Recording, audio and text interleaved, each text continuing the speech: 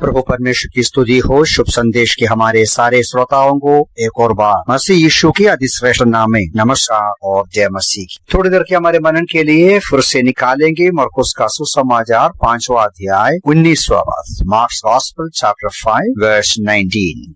परंतु उसने उससे आने न दिया और उससे कहा, अपने लोगों के पास घर जा और उन्हें बता कि प्रभु ने तेरे लिए कैसे महान कार्य किए हैं और उसने तुझ पर कैसी दया की। वो चल गया।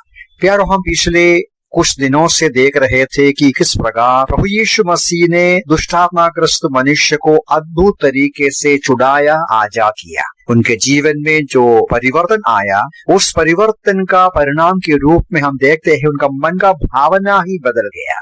उनको अभी भागना नहीं, उनको अभी चिल्लाना नहीं, उनको अभी अपने आप को नाश भी नहीं करना है। उनको नम्रता के साथ प्रभु यीशु मसीह के साथ रहने का बहुत बड़ी इच्छा प्रदर्शित किया। जब यीशु मसीह वहां से निकल रहा था और उस समय यीशु मसीह के पास आकर वो विनती करते हैं, मैं भी आपके साथ रहना चाहता हूँ। हमने देखा ये एक महत्वपूर्ण भावना होता है, इच्छा होता है जो सचमुच में परमेश्वर का संतान हो गया है। प्रभु के साथ रहना, उनसे सीखना, उनका गुणों को देखना, उनका महानता को देखना और उसके पीछे हो लेना, ये एक उद्धार पाया हुआ व्यक्ति का बहुत बड़ा चिन्ह है कि उनके अंदर परमेश्वर के समीप उनके चरणों में बैठने के लिए इच्छा आ रही है। लेकिन 19वां पद हमें दिखाता है प्रभु यीशु मसीह का जवाब, परंतु उसने उससे आने न दिया।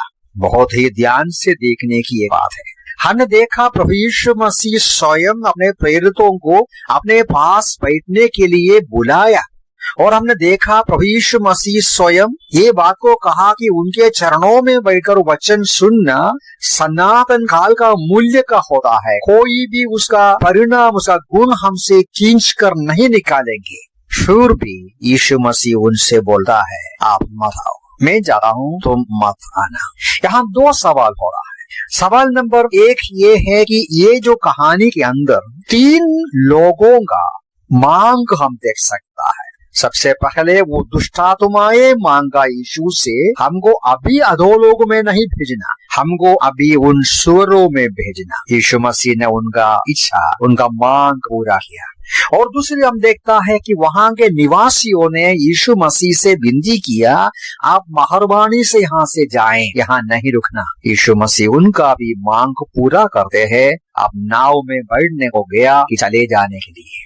लेकिन ये जो रूपांतर पाया हुआ व्यक्ति जो प्रभु के चरणों में बैठने को पसंद करते हैं, उनके पीछे हो लेने को अच्छा लगता है, उनसे बोलता है, तुम मत आ।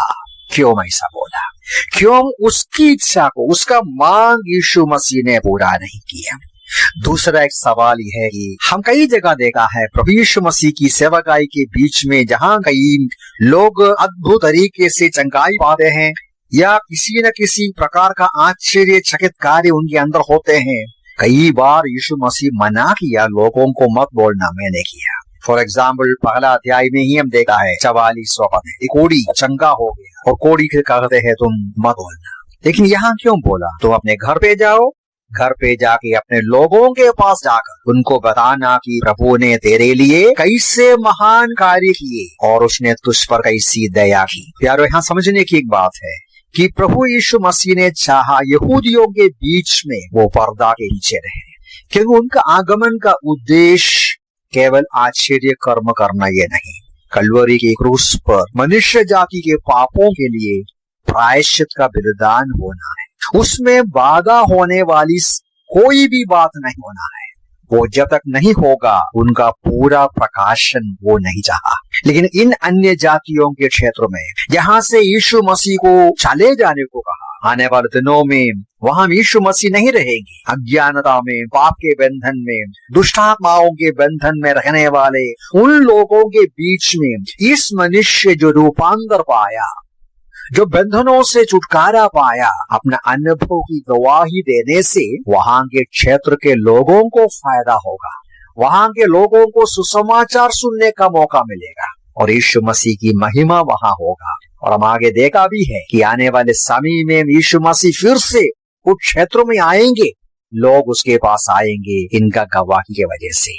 तो इसलिए यीशु बोलता है तुम अपने घर पे जाओ, मेरे पीछे अभी मत आओ। यहाँ ध्यान देने की बड़ी बात यह है, 20वां पद का शुरू में पढ़ा है वो आदमी चले गया, वो चल गया, मतलब अपनी इच्छा था प्रभु यीशु के पीछे जाए, लेकिन यीशु ने मना किया।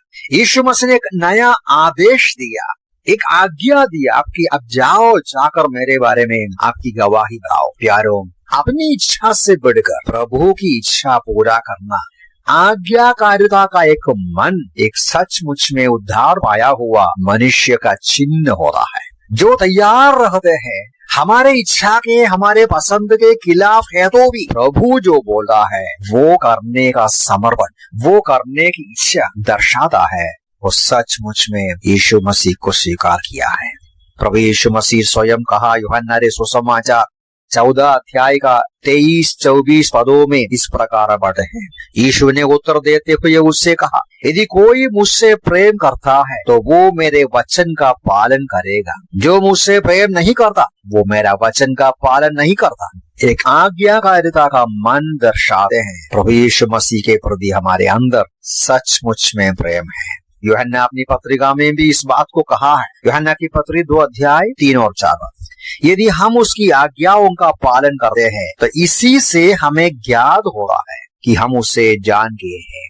जो कहता है मैं उसे जान गया हूँ और उसकी आज्ञाओं का पालन नहीं करता वो झूठा है और उसमें सत्य नहीं, परंतु जो उसके वचन का पालन कर रहा है उसमें सचमुच परमेश्वर का प्रेम सिद्ध हो चुका है। इसी से हम जानते हैं कि हम उसमें हैं। सच्चे मसीह विश्वासी को पहचानने का तरीका यूहन्ना बोलते हैं वो आज्ञाकारी हो, वो प्रभु के वचनों को खुशी से, हृदय से, उत्साह से, मन से पालन करेंगे।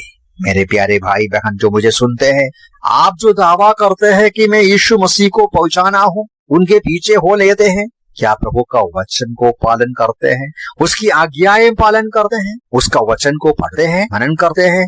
प्रभु सारा करे कि सचमुच में उसका प्यार में, उसे प्रेम में, उसका वचन का हम मनन करें और जीवन में पालन करें। प्रभु वचनों से हमें सहायता करें। प्रभु के नाम की महिमा।